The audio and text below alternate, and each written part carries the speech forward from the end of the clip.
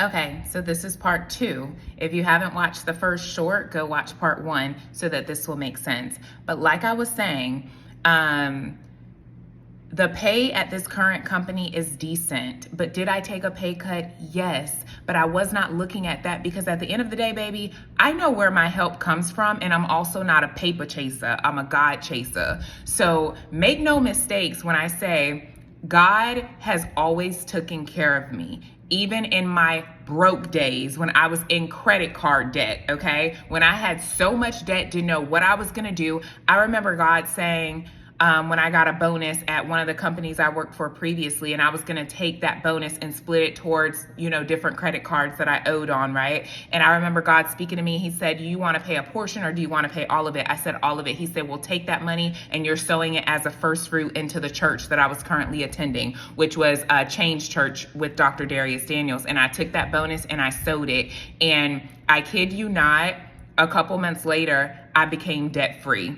God gave me a dream, and in the dream, an angel was telling me inside of a store, she said, you're about to be debt free, right? And in 2 to 3 months, I was debt free.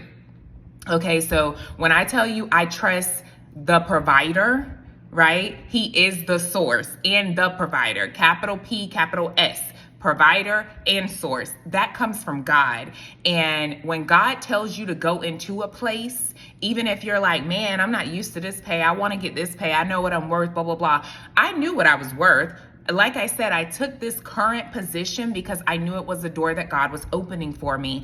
And now I see that it was short term because I'm walking into something better, something bigger, something that exceeded my expectations simply because God had somebody spin the block on me. When I interviewed for this role that I'm getting ready to walk into in a couple weeks, it wasn't time for me to go over there yet. There was something he needed me to do in this place that looked like that to me, okay? There was something he needed me to do. There was something he needed me to do so that people can see the God that I serve and the God that they need to be serving in order to get to where they want to be in life, because a house built on sand will always fall. When you build your house and your life on God, it will continue to expand. Your tent will continue to expand. So yes, my director who works here, she makes well over 6 figures. She still took a pay cut to take this job, right? From what she's used to. There is a position that has not even been created yet. I took her resume and gave it to Benjamin. He interviewed her. She's waiting on her second interview